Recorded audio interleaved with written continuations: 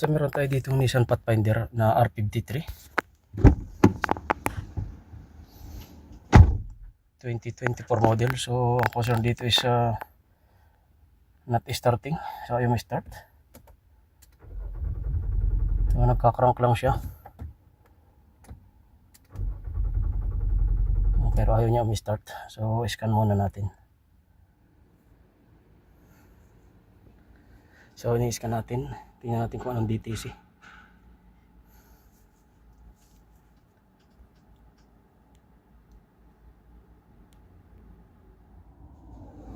Try to start. Still no starting.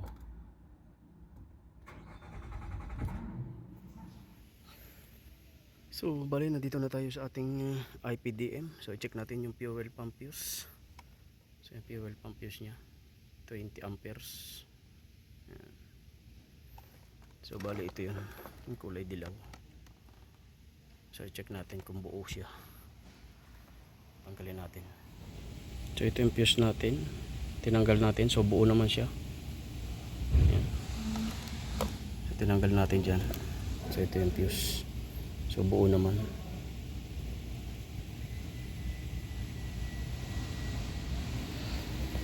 So check tayo ng fuel pump. Check natin kung may supply na pumupunta doon sa kanyang connector. Ay balik muna natin to. Start.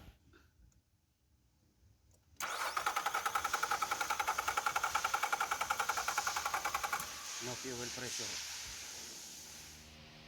So check natin yung voltage dito sa ating dalawang terminal, red and black. Ayan. Switch on and crank natin. Switch on tayo. Wala. Crank. Wala. Wala tayo supply. So walang supply voltage. So bali ang next step natin is magche-check tayo ng fuel pump control module. So bali nandito sa loob nito. So tanggalin natin to.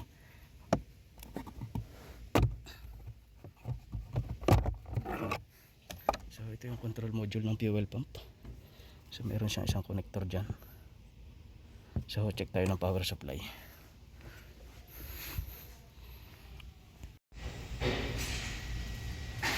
So nag-check tayo ng 20 ampere fuse. So okay naman. So okay din yung mga ground connection nya. So magko-continuity test tayo dito. Check natin na fuel control module 58 terminal ko ground. So terminal ko connected. So isa ground. So continuity test. Check power supply of fuel pump control module terminal 1 and 4. So this is the terminal 1 and 4. Ignition switch is on. No voltage. So bali magpapalit tayo ng EPCM, papalit tayo ng fuel pump control module. So bali ito yung parts natin.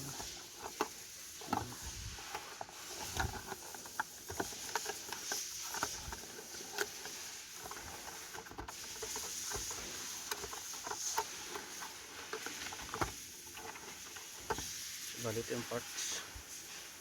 So ililipat na lang natin yung bracket. So may dalawa siyang bolt. So ikabit muna natin, then start natin.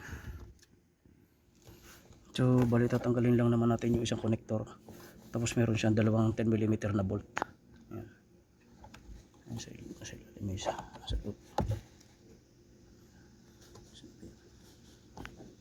Meron siya isang 10mm dyan. Ayan, dito sa ilalim. So tanggalin muna natin to, then palitan natin ng fuel pump control module. So tinanggal natin ito isang connector. Isang connector lang naman yan. Tanggalin natin yung gis. So dukutin na lang natin.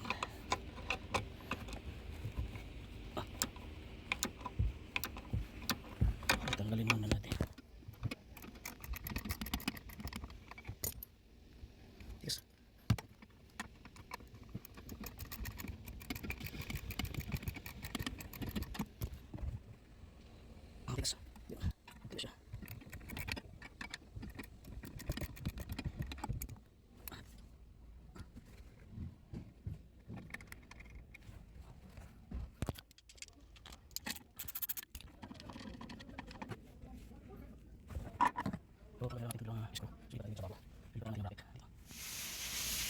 So nailipat na natin itong bracket dito sa ating bagong module. So ikabit natin, lagyan natin ng bolt, head nut, then start natin, ikabit natin itong connector. So lagyan muna natin ng isang bolt, isang nut.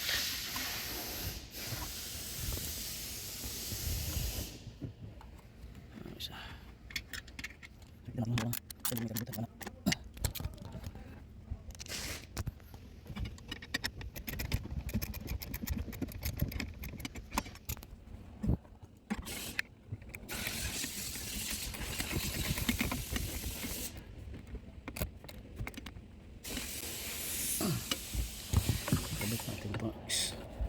connector.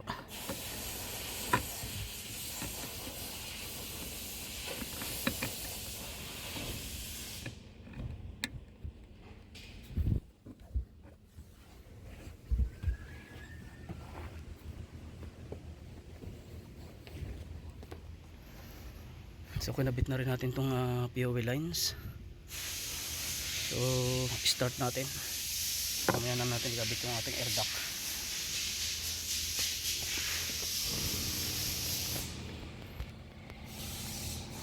Switch on,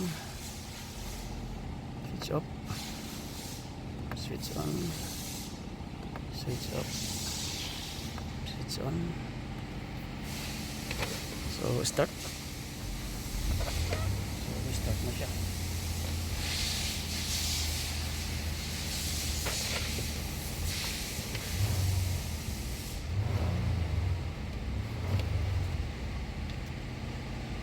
So okay na, umi-start na. So bali ito lang talaga naging problema natin. So itong ating FPCM, itong ating fuel pump control module. So babalik na lang natin itong ating mga tinanggal. So okay naman na yan, mahigpit na.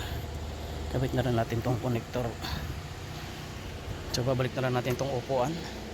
Then i-road test natin. So start ulit natin.